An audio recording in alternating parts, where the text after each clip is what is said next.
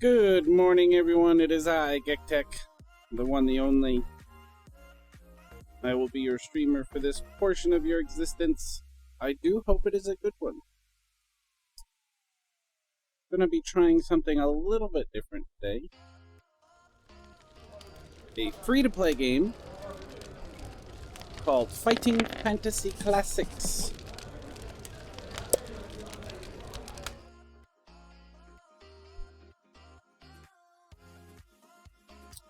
Just going to turn that down. I don't know, maybe turn it up a little.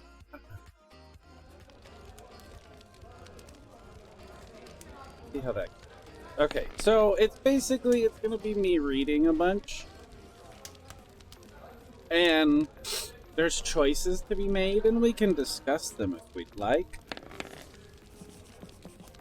Or I can just flip, and done. And then move on to something else. I don't know. We'll find out.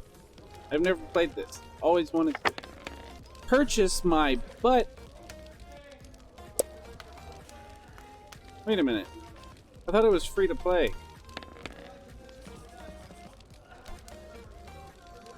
So the game is free to play, but it doesn't come with even a single free book? What? Are you serious? Oh, there's one. Okay. Install. Install. Okay. So at least they give you a book. I thought you had more than that, but I guess not.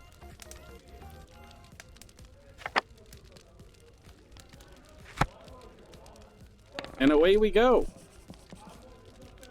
Blood Bones is a fighting fantasy game book, an interactive adventure in which you are the hero. You can win only by choosing the correct path, finding equipment, avoiding traps, and surviving combat. Before embarking on your adventure, you must first determine your own strengths and weaknesses with a series of dice rolls. These attributes are recorded on your adventure sheet and include stamina, skill, luck, and your starting gold pieces. Before making your rolls, you must choose from one of 3 difficulty settings. This gamebook has been designed for optimum challenge on an adventurer difficulty mode. For newcomers to fighting fantasy, we recommend adventurer or free read mode. For experienced readers already familiar with printed versions of this gamebook, we recommend hardcore hero mode.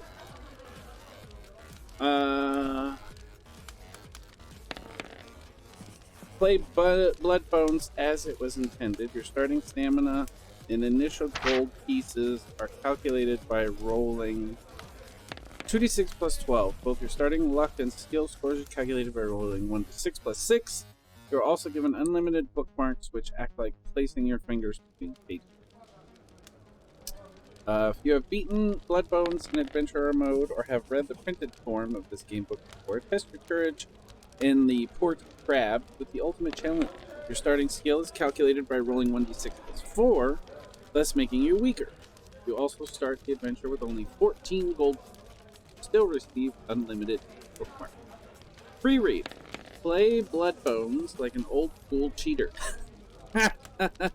In free read mode, you roll your character exactly the same way you would in adventurer mode, but you are given 3 extra options to help easily negotiate your way through the book. Rewind, free choice, and heal. These are accessed through the adventure sheet.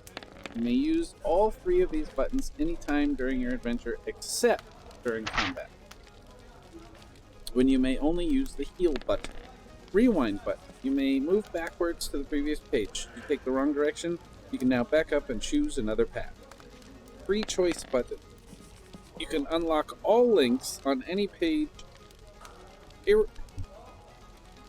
irrespective of whether they are available. So you can easily negotiate tricky parts of the story even if you do not possess the required conditions or items. Be warned, navigating the story in this way can sometimes result in odd story outcomes. Heal button. You are able to fully heal yourself at any time, so you will never run out of stamina. Which difficulty do you choose? Adventurer. You have chosen the Adventurer difficulty mode. Before continuing, you must calculate your initial stamina. Your stamina score reflects your general constitution, your will to survive, your determination, and overall fitness. The higher your stamina score, the longer you will be able to survive. You must roll 2 dice and add 12 to the number rolled. This is then entered in the stamina box on your adventure sheet. Stamina will go up and down during your journey, but if your stamina falls to 0, you die and your adventure is over. If stamina is getting low, remember to eat some of your provisions. Roll your starting stamina.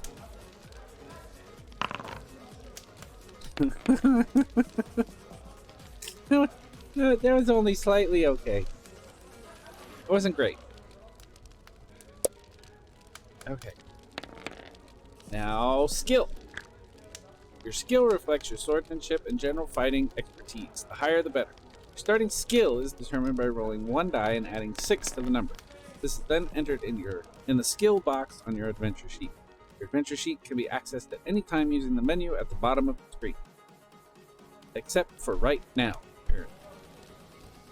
Roll your starting skill. Okay, I'm pretty much just average on everything. That's fine. Next is luck. Your luck score indicates how naturally lucky a person you are. Luck and magic are facts of life in the fantasy world you are about to explore. Your starting luck is determined by rolling 1 die and adding 6 to the number. This is then entered in the luck box of your adventure sheet. Roll your starting luck. Nice! I like having higher luck. Alright, next determine your starting number of gold pieces. The amount of gold pieces in your possession is determined by rolling 2 dice and adding 12 to the number. This is then entered in the gold pieces box on your adventure sheet. That's not bad. That's not bad at all. Prepare your adventurer's equipment. You begin your adventure with a sword, backpack, tinderbox, gold pieces, and a lantern to light your way. Rationing your provisions is key to a successful adventure. They may be consumed at any time, excluding combat, by accessing the adventure sheet. Each meal restores 4 stamina. Be sure to pay close attention to your stamina and restore it regularly. In Bloodbones, you begin your journey with no provisions, regardless of your chosen difficulty level. They really, I hate when attention to detail. Really couldn't have put level down there. I mean, I know it doesn't fit with During your quest, you may encounter characters and items that alter your 3 scores: stamina, skill, and luck. Usually these scores may only ever be restored to their initial amount. On rare occasions, a particular page may grant an effect that defies this rule. Aside from these occasions, some magic items may also allow you to exceed your initial scores. Once you have readied your equipment, there's one more thing you should know.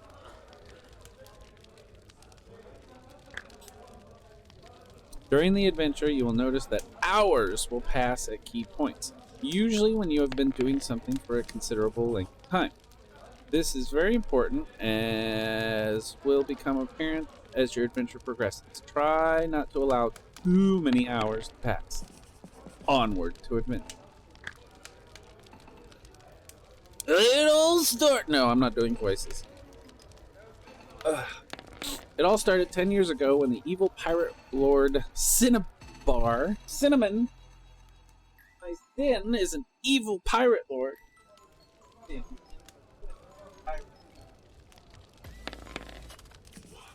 Maybe. Murdered your family. No, Cinnamon didn't do that. At the time, you were only 12 years old and lived with your family in the small fishing village of Clam Beach on the northern coast of Ruddlestone, halfway between the 2 major ports of the kingdom. Harabnab, home to all lawful adventurers and sailors, and the sinister port of Crabs. Life in Clam Beach was not easy, but it did have a peaceful security about it. And then the terrible day came. It was a clear summer day in Warming, when the huge foreboding black galleon sailed into the bay, flying the dreaded flag of skull and crossbones. Pirates! The bloodthirsty cutthroats were soon racing up the beach toward the village. Fighting was swift and bloody. Soon most of the grown folk of Clam Beach had been killed, their father and 2 siblings dying while trying to defend the village. In the end, the village elders had no choice but to surrender to the marauding raiders and open the village's meagery. Meager? Is that how you spell meager? Never knew. Meager treasure coffers. The cruel pirate captain came ashore from a ship to collect the booty himself. The sight of him filled you with awe and fear. The pirate was a tall, handsome man with a neatly trimmed, pointed black beard and his hair tied back in a ponytail. He was dressed in the clothes of a nobleman with a fine scarlet coat, trimmed with gold braid, and wearing a large tricorn hat. At his waist hung a gleaming cutlass, and you could not help noticing that on the back of his right hand was tattooed the image of a grinning black skull. When the raiders had finally gone, filled with feelings of hatred for those who had murdered your family, you asked Ragu, the village soothsayer, who the pirate captain was. That villain is one of the most evil men ever to sail the 12 seas of Titan, was his vehement reply. He is one of the most feared pirate lords of our age, a creature without remorse, a murderer, and a follower of the bloodthirsty voodoo death god Quizgari, whose mark is the black skull.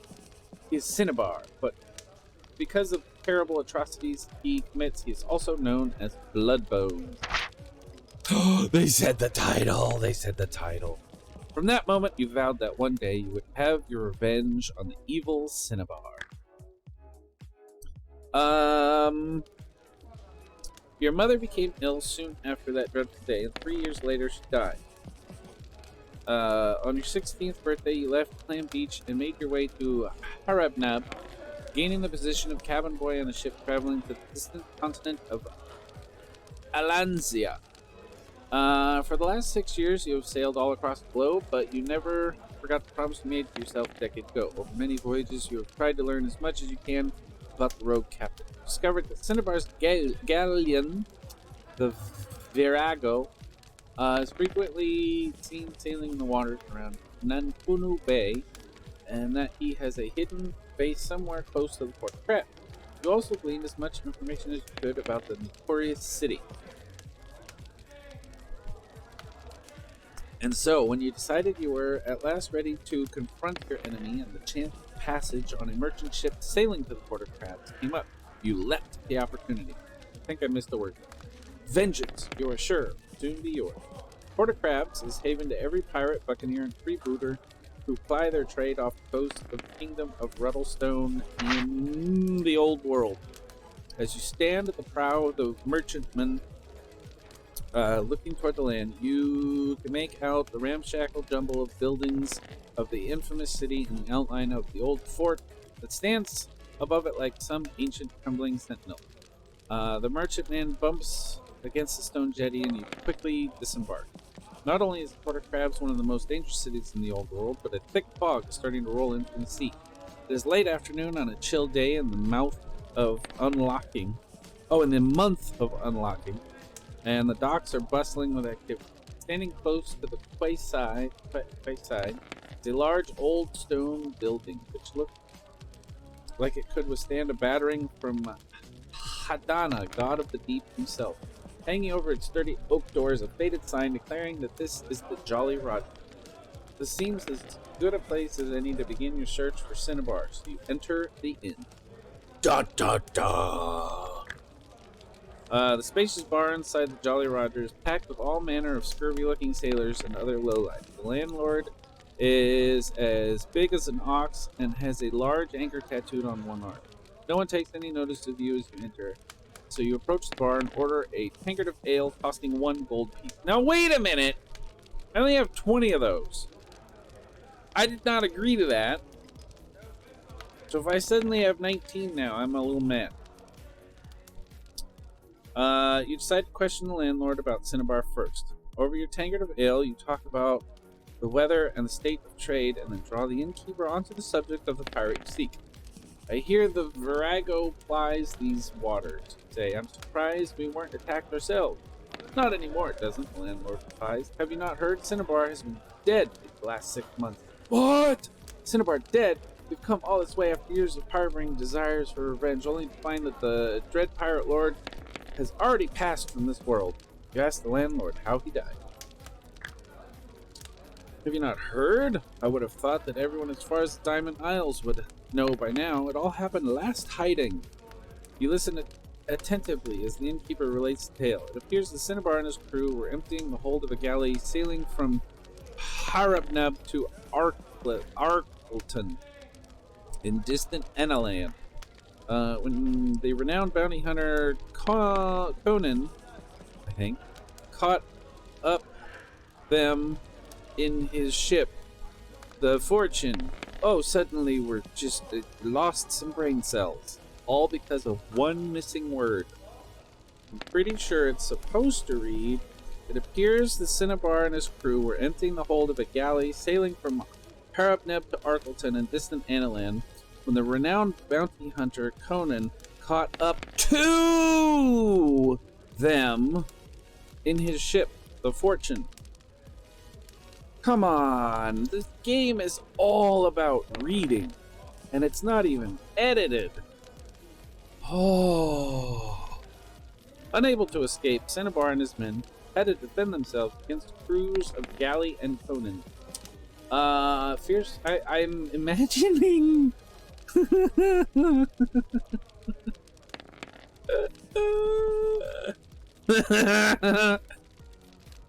I'm imagining Conan the bounty hunter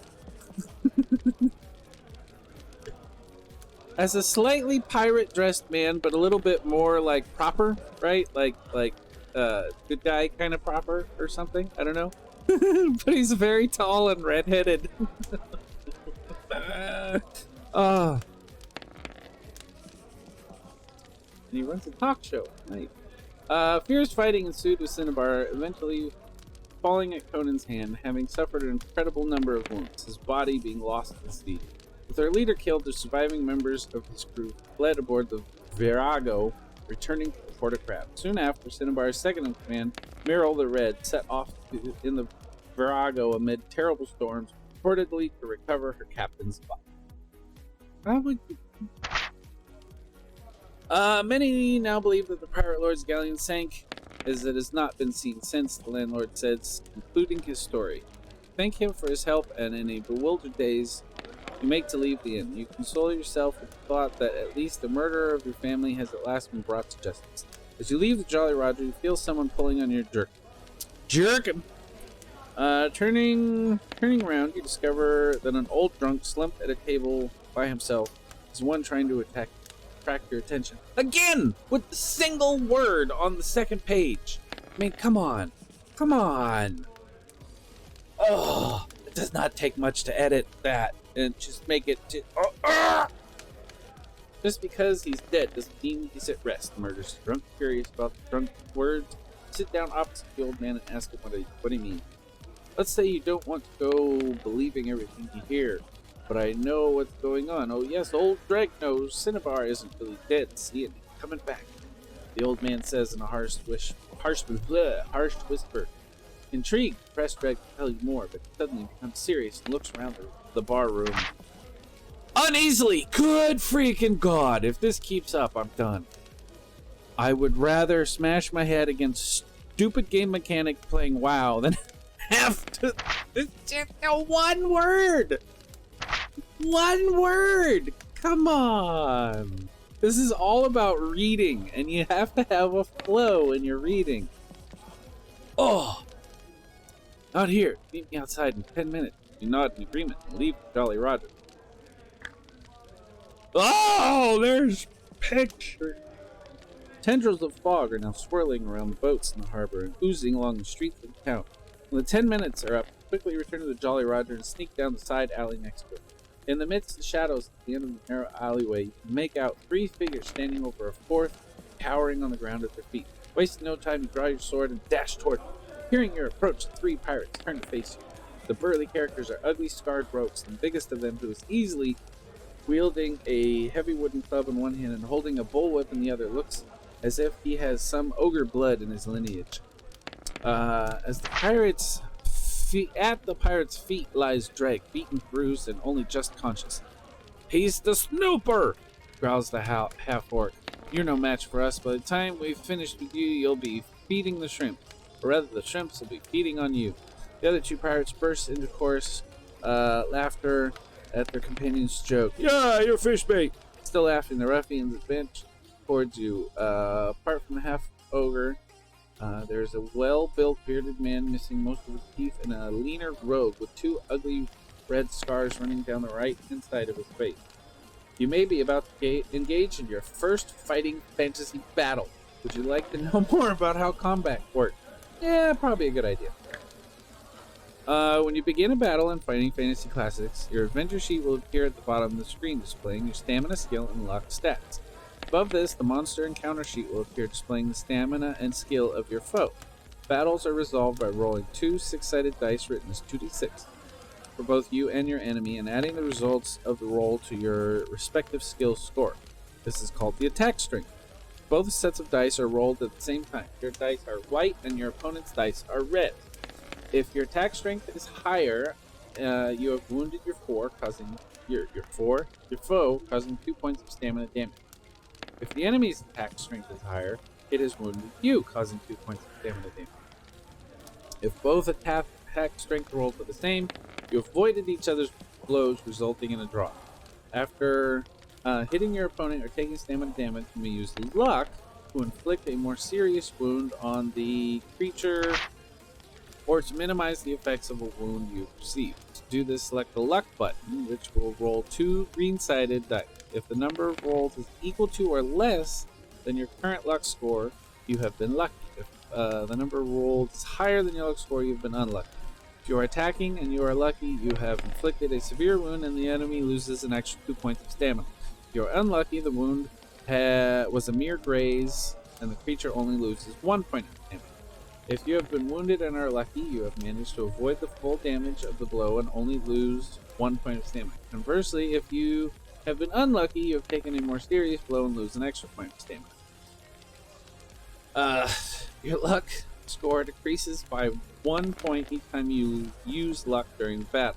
Sometimes you will have the option to escape combat. If you choose to escape, your foe automatically scores a hit against you, causing 2 stamina points of damage. Such is the price of cowardice.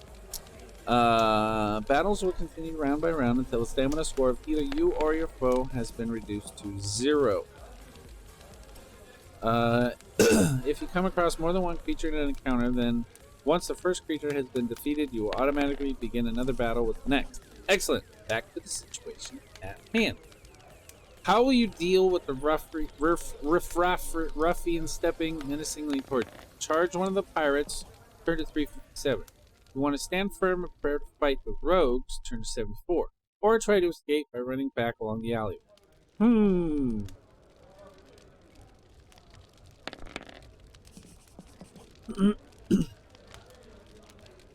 I think, considering I'm outnumbered, I'm going to stand firm and prepare to fight. Swinging their cudgels, the pirates engage you in combat. It's time to fight. You okay.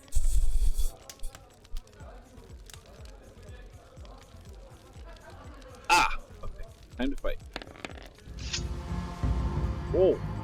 First pirate, 4-7. You must fight.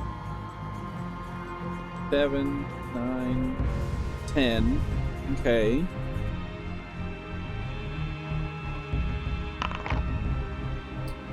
Did we tie?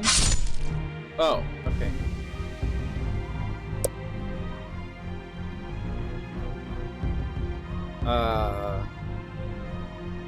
I don't need to use my luck. I don't think. What just happened? Okay. Oh, I got him. He's donezo. First pirate. Tap to continue. I got him. You have defeated the first pirate. Now you must face the second pirate. Okay. Yeah, buddy. Got him.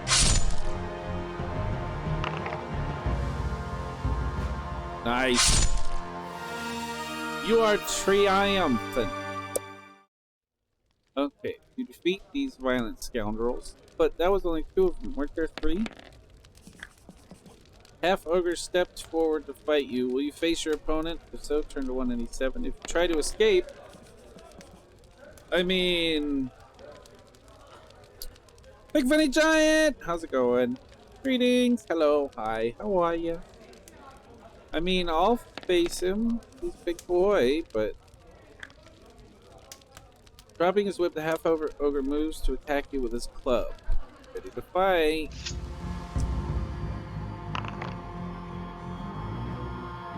Woo! Nice. Okay. Fight.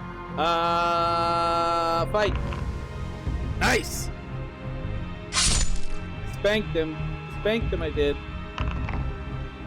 Oh, I think he got me that time. Uh-oh. No, we're good. Oh, he's done. Nice. We have emerged victorious. You kill the half ogre, turn to 328. The last of the pirates falls, and with some relief, you sheath your sword. It looks as if the pirates have beaten Dreg within an inch of his life, and he is failing fast. You do your best to make the old man comfortable, and he opens his eyes. Thanks, stranger, he gasps, but I'm a goner now. They're up to something, you know. You ask him who he's talking about. Cinnabar's crew, the pirates of the Black Skull. Again with the single flippin' word on the next page. Oh, I hate the game. Looking at the hands of Dreg's assailants, you see that each bears a tattoo of a greeting black skull. I've seen them meeting up again around the taverns in the city. Silas, Gallows, Keelhaul Jack, Old Crivens, even Malu the Witch Doctor. They're planning something alright. Rumor says Myrrel the Red's found Cinnabar's body and that he's not rightly dead. But he's not rightly alive either. See? It's all that voodoo and black magic they meddle in. Not right, it isn't. I've heard tell that they're planning something big tonight. You'd think old Schneid, and the guard would be looking into it. But, truth be told, no one's been able to locate their hideout. Dreg coughs weakly. He's coming back. We'll all be doomed. Stranger, beware the Black Skull. Bloodbones is coming back. And then he is gone. Laying the old man down, you ponder his last words and what your next action should be. So Cinnabar is not really dead. In that case, you may still have a chance for revenge. But what did Dreg mean when he said that Cinnabar is not really alive either? Dreg has given you several clues about your enemy and where you should start your search for him, and it seems that time is of the essence if you want to stop the pirates of the Black Skull. The old man mentioned that the pirates of Black Skull were gathering again in the Port of Crabs, so they may have a hidden base somewhere in the city. But of course, at present, you have no idea where it may be. Before leaving Dreg, you search the bodies of his assailants for any further clues. You find nothing helpful, but you do discover that one was carrying a bottle of rum. Score! Drinking the rum will restore 4 stamina points. You know it will. You now have 6 options available to you. You could visit some of the taverns and inns yourself in the hope of finding out more. Or, perhaps you could visit the notorious gambling pits, a possible source of information in a way of increasing your gold pieces. Or, alternatively, it might be a good idea to better equip yourself by visiting the markets before you set out on your quest. Or, you could try to find out more about the Black Skull and the cult of Quezcari. Then again, although Governor Montargo has certainly allowed the port to remain a safe haven for buccaneers and freebooters, you may do well to get help from the authorities against Cinnabar. Or, you could take the direct approach, abandon your search for further information, and instead look for the pirate hidden base.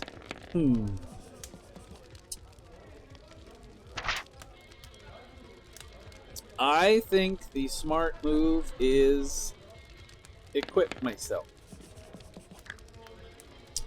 Port's sprawling markets lie within the merchant quarter, which runs from Farthing Lane to Moneylender Street.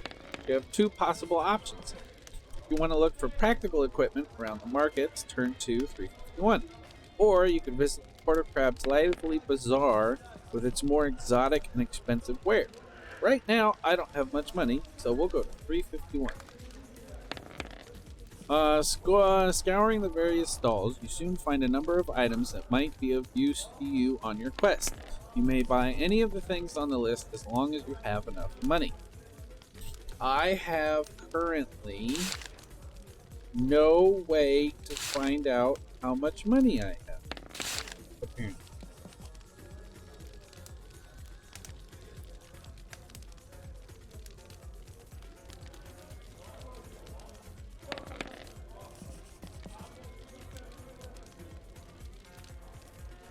And I have no idea. Oh, there, that.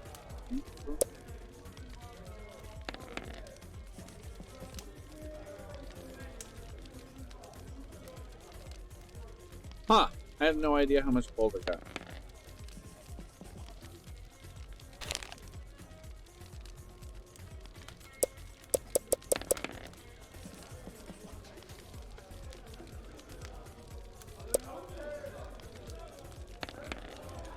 Well, I think I have 20.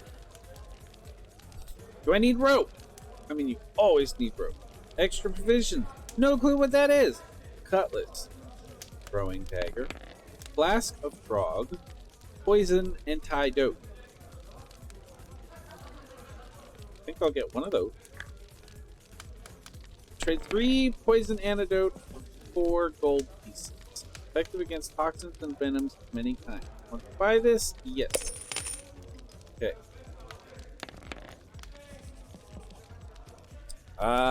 So I think now I have 17. Rope. 16.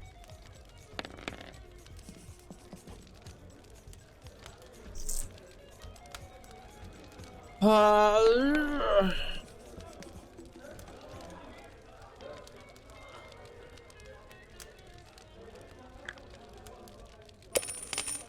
13. When you have finished here, you may either take a look around the bazaar for more exotic items, or you can leave the market to turn to 111. I don't want to get tempted. 111 it is. Excuse me. As you leave the market, you note that 1 hour has passed. If you are walking along Trader Street, you cannot help but notice a roguish figure standing on the corner of Lobster Alley. The man is gaunt and scrawny in his later years and with several days' growth of stubble. He also has an eye patch, a wooden stump for a leg beneath his right knee, and wears a long coat and tricorn hat. A monkey, with its own tiny waistcoat, is scampering around the man's shoulder. As you walk past the pirate, you make eye contact and he beckons to you with a glance before turning and hobbling away up the alley.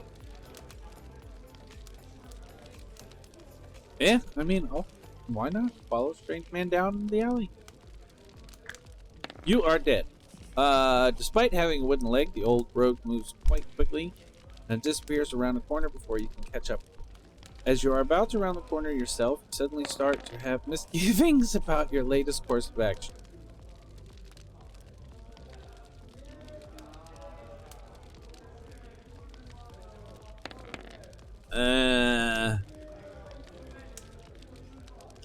Continue to follow.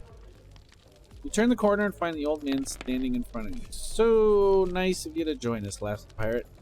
As they said, old Privens always gets his man. There's a sudden swishing sound and you receive a sharp blow to the back of your head. Instantly, you lose consciousness. You are dead. You come to, tied to a stone altar before a hideous, bony likeness of the voodoo death god Quizkari. You only just have time to take in the fact you are in a large underground chamber packed with pirates and devotees before a black-robed priest plunges his sacrificial knife into your heart. Oh, okay, I really am dead. Your very blood shall be used to help bring your enemy back to life. The end. Well, thanks for joining me today. It's been fun. I'll see you tomorrow. Bye. Just kidding. We get points. Can we open another book?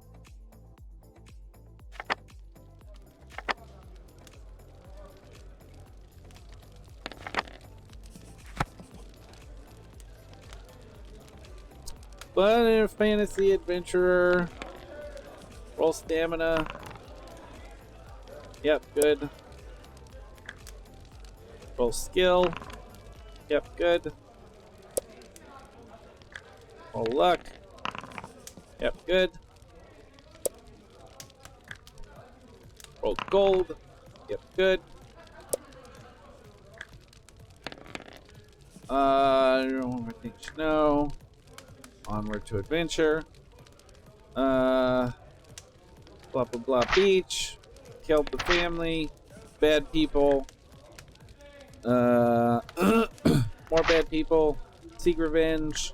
Do the things. How did he die? Blah blah blah. Conan O'Brien got him. Uh-oh. Bad guys. Nothing. Stand firm. Fight. Fight. Damn it! There we go. Damn it!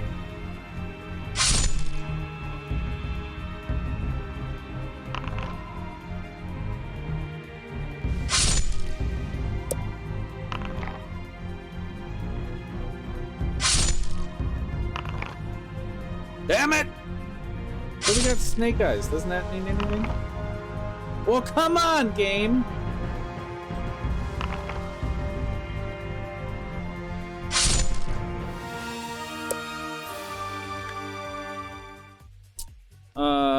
Face your opponent. Yes. And fight. Excuse me. Alright, come on now. You are lucky! Nice.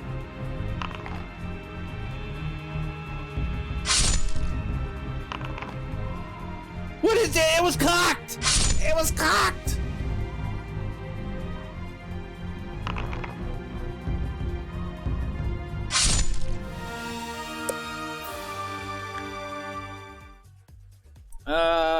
Blah, blah, blah, blah. Old man mentioned Pirates of Glasgow with Gathering. Okay, so I think equip. I still like that idea. Practical. Poison. Rope. Throwing dagger.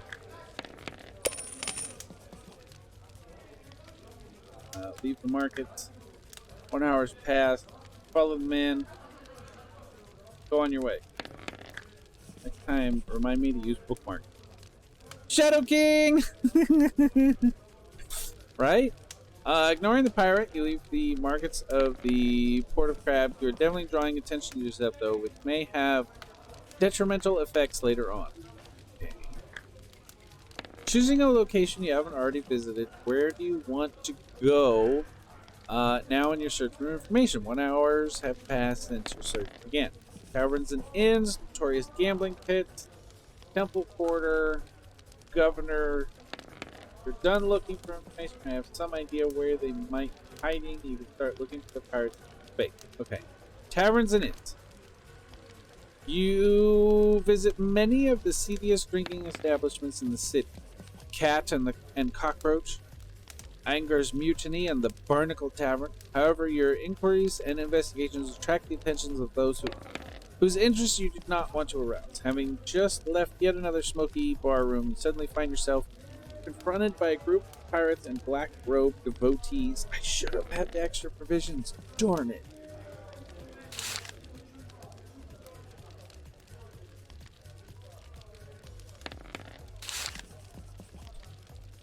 All followers of Kizkari. They have been alerted to your mission by your endless inquiries.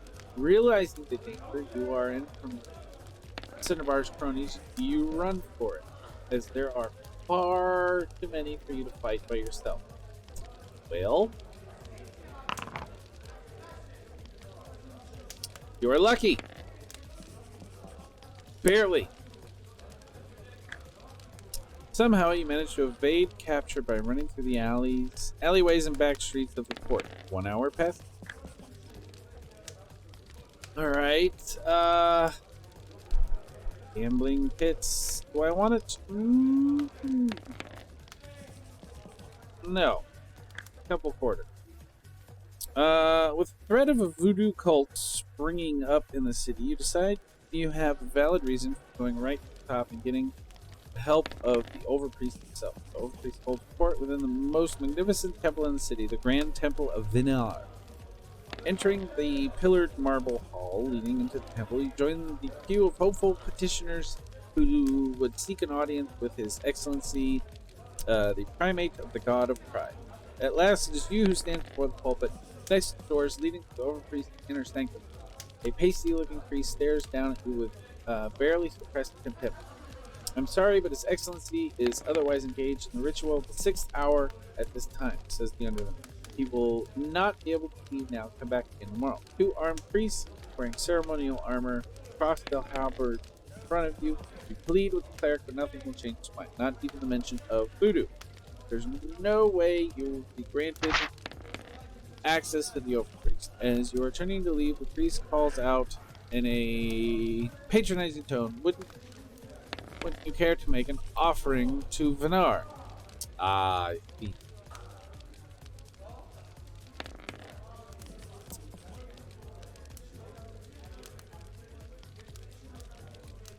Alright, fine.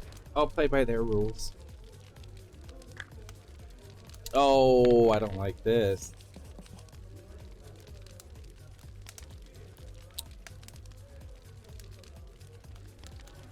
Five. You either help me or I smash your face in. Make your offering to the God of Pride. You feel filled with renewed confidence and a sense of optimism. Vinar's blessing has been conferred upon you. You gain 2 luck points. Oh, is that all? Leaving in the Grand Temple, you prepare to go on your way. During the day, the Street of Holies is packed with beggars, supplicants, and worshippers. As you descend the temple steps, you hear 2 voices raised above the noise of the bustling crowds. One is shouting, "Words of wisdom! Words of wisdom!" While the second is calling out, "Let the Master of Destiny guide you on life's journey." Looking round, you see 3 men sitting cross-legged beside the road. Each is dressed differently in the manner of certain religious groups. But in front of each of them is a small offering pot. The closest of the men, with long hair and an even longer beard, smiles at you and says, 2 gold pieces is all we ask. Then we will reveal to you the mysteries of the cosmos and what fate has in store for you. Nah. Or will you leave the temple quarter to look elsewhere? Choosing a location in a gambling pit. Gambling pits lie within the area of a city known as Claws, the poorest and most dangerous part of the port. The pits themselves are housed in a vast stone building with a large iron-studded oak door. This entrance is flanked by 2 troll guards. As you walk past them and through the door, they give you a cursory glance, and one says roughly, "Remember, no fighting." Inside the gambling pits lie under a thick cloud of pipeweed smoke and are packed with the unsavory and roguish clientele you would expect. Mingling with the crowd, you check out the different games that are on offer. After a brief look around, you discover 3 that interest you. Which will you investigate further? You want to check out the Arrow of Providence, if Calibrus Calculator, or if you wish to learn about the amazing Armarno. Ultimately, you can leave. The amazing Armarno. Beneath a brightly painted banner bearing his name sits the amazing Armarno. The man has the look of a Lendolander about him, with sallow skin and a long, thin mustache. He's performing a trick with 3 playing cards and has attracted a small crowd of curious onlookers. 2 of the cards are black, 1 is white. And the aim of the game seems to be to guess which of the cards is the white one when they have been shuffled and laid face down on the small table in front of the man. To play the game, you have to place a stake of 2 gold pieces to win a potential prize of 10 gold pieces. Although at the moment, no one seems to be having much luck against Armarno. If you have the gold and want to play, turn to 32. If you don't want to play, then you have the following options. Move on to learn more about the Arrow of Providence, take a closer look at the calculator, or you could leave. I want to play. You do not have to wait long for your turn and hand over 2 gold pieces. Eagle-eyed, you watch closely as the man shows you where the white card is and then places all the cards face down on the table. He definitely switches their positions at an incredible speed, but you keep concentrating on the white card. When he finally stops, you point to the card you are sure is the white. With a smile, Armano turns it over and reveals it to be black. You have a sneaking suspicion that the amazing Armano is taunting you. You want to challenge the trickster about this suspected fraud? If so, turn to 258. Or if you have enough gold pieces and want to play another round to confirm your suspicion, turn to 118. Alternatively, you can move on from this and stand and take a closer look at something else. Play another round to confirm your suspicion. You lay down another 2 gold pieces. This time you are positive you have the right card, but when Armano turns it over, it is again black. He has to be deceiving you. Now will you challenge fraudster? If so, turn to 258 or you leave. Alternatively, you can leave the pits altogether. Challenge! You accuse me of cheating? Exclaims Armano, incensed. I have never been so insulted in all my days, just because my hand is faster than your eye. Angered by the trickster's words, you jump to your feet and in doing so knock over the table. 3 cards fall onto the floor. They are all black. Armano must have palmed the white. You were right all along. Cursing the man, you prepare to unsheath your sword, but stop, feeling a strong hand on your shoulder. The gruff voice of a troll growls in your ear. I said no fighting. Before you can stop them, the 2 trolls snatch your sword from you, and between them deposit you weaponless, bride bruised in the street outside. Without your sword, you will have to fight with your attack strength reduced by 3 points until you can get a hold of another weapon. Disgruntled, you leave, search elsewhere. I don't like how that went, because I wouldn't have done that. Disgruntled, you leave, search elsewhere. 2 hours pass. 2 hours later. Choosing a location you haven't already, blah, blah, blah, blah. I mean, I haven't found anything, so Governor it is. The old fort, residence of Governor of Port of Crab, stands at the top of the hill on which most of the old town quarter of the city is built. You climb the hill and arrive outside the grim stone building. The whole edifice looks like it could withstand an army's onslaught for weeks, even though it is now several centuries old. As you approach the guard at the gate, he asks you your business and you demand an audience with Governor Montargo. Oh, excuse me. Oh yeah, sneers the guard. I can't just let anyone in here, can I? It's more than my job's worth. If you want to try bribing him, decide how many gold pieces you will offer by turning to 61. Alternatively, you could threaten him with cold steel. No, I can't, because I don't have a sword anymore. If you don't want to try either of these options, you'll have to leave, having wasted 1 hour traveling to and from the old port. Bribe, I guess. Just let me in. Just let me in. What? 5? 10? Oh, I only have 4. Okay, you know what? 4. Must be joking, laughs the guard. Now clear off before I forget I'm having a good day. Want to persist in trying to enter the old port, or will you leave? Persist. At once, the guard pulls a chain which sets off a jangling of bells inside the port. Almost immediately, the gates open, and what seems like half the city guard pour out between them and surround. Overcome by the guards, you soon find yourself languishing in a stinking prison cell. 1 hour passes. Eventually, a stern-faced figure appears at the grill in the cell door. It is the head of the city guard, Captain Schneider.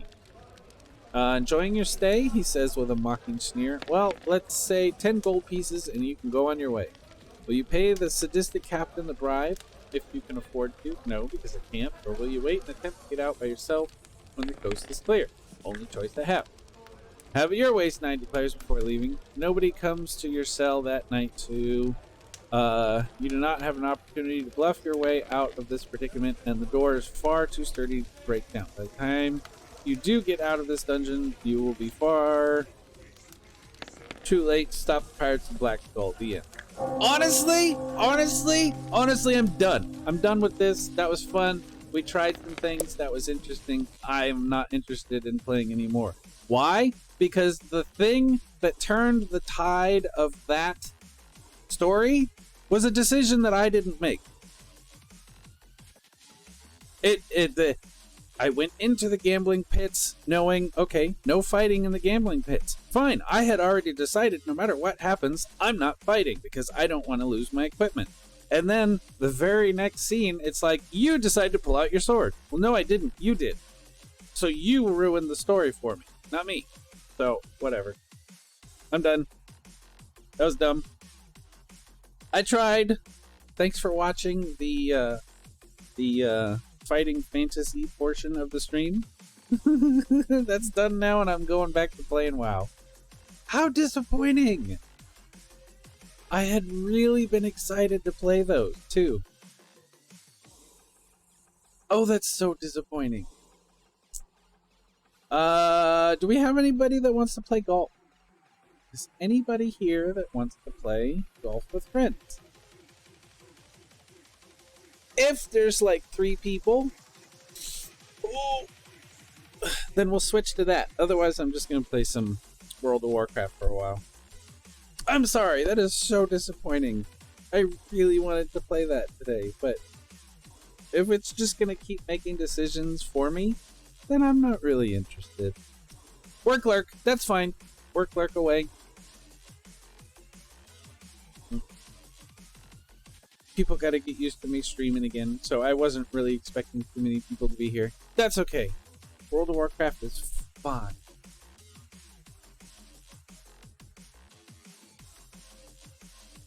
Wowing until people tell me we want to play golf with friends. Make it their decision. Update all. Everything has been updated. Keep fresh to make sure. Also, hi, Hangman's Girl. How you doing? Enjoy the working as best as you can. Thanks for hanging out. Okay. I am so disappointed with that. Oh my god, that is so annoying.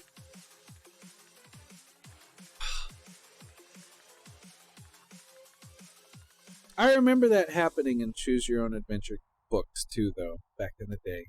Where it's like, no, I don't actually want to do that thing. What? I'm dead, but I didn't want to do that thing.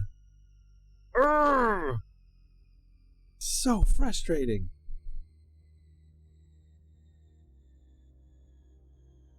Alright. Good golly, Miss Molly.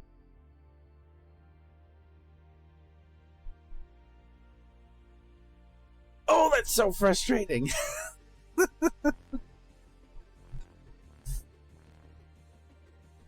Okay, I'm over it. Let's move on.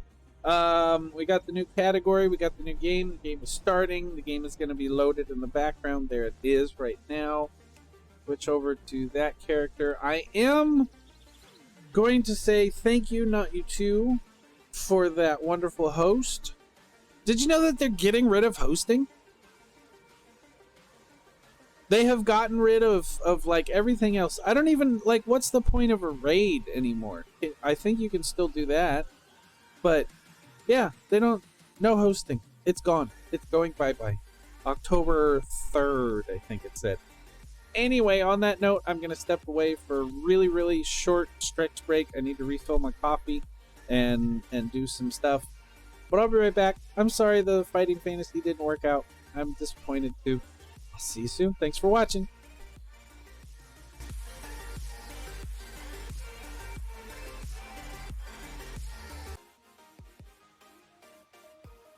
Okay, we're back. Sorry about that. I'm so frustrated. I forgot that I had Fighting Fantasy Classics in my library. Last night I found it. I was like, oh, that's a perfect Saturday morning game. It's just me sitting in front of a screen reading for like all day. I can do that. I like reading. Okay, let's do this. Maybe even discuss some of the choices that I'll have with chat. It'll be fun. It'll be like role-playing without a DM. And If you're making a choose your own adventure story, right? I understand that you can't let the reader make every single decision. I get that. Some of the stuff you just have to write into the story, you know? And in a choose your own adventure story, where the story progresses based on things happening, it's hard, especially in later chapters or whatever, to incorporate all that. But you have to have an overall feeling and goal in mind.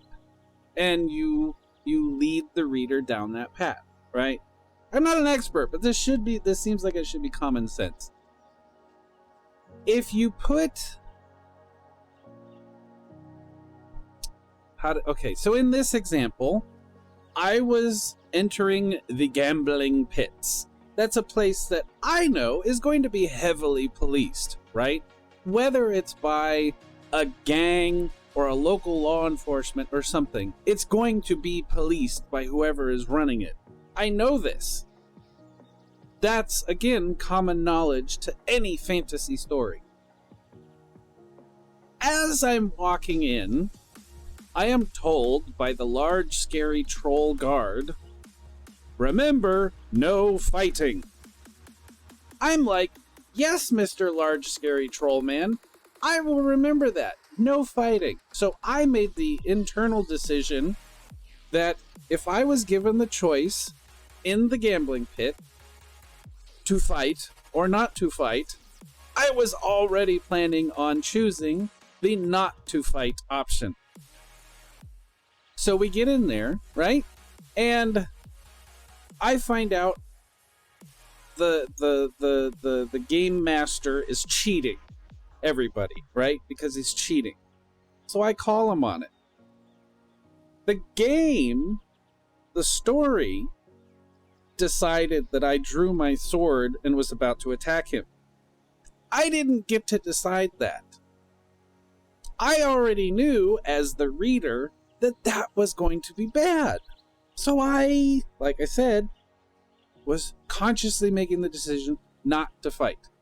The story decided I was fighting. And then it's game over. I was stuck in a position in a choose your own adventure game where I had no choice. And that's dumb. That is not a choose your own adventure game.